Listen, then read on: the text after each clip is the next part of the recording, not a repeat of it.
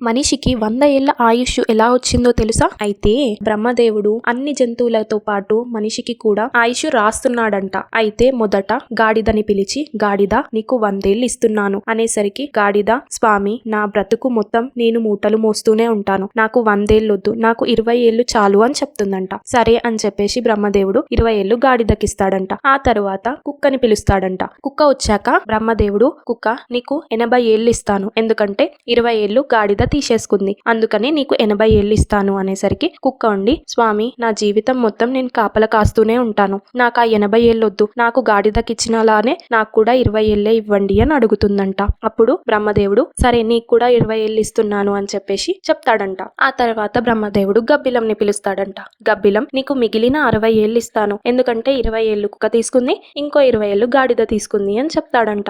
అప్పుడు గబ్బిలం, స్వామి నాకు కూడా 20 ఏళ్ళే కావాలి, నాకు 60 ఏళ్ళు దేనికి, నేను నా జీవితం మొత్తం చీకట్లోనే బ్రతుకుతాను, నన్ను ఎవ్వరూ పట్టించుకోరు, నేను ఒక మూలకి పడుంటాను అని చెప్పేసి చెప్తుందంట. అప్పుడు బ్రహ్మదేవుడు సరే నీకు కూడా 20 ఏళ్ళే ఇస్తున్నాను అని చెప్తాడంట. ఆ తర్వాత బ్రహ్మదేవుడు మనిషిని పిలుస్తాడంట.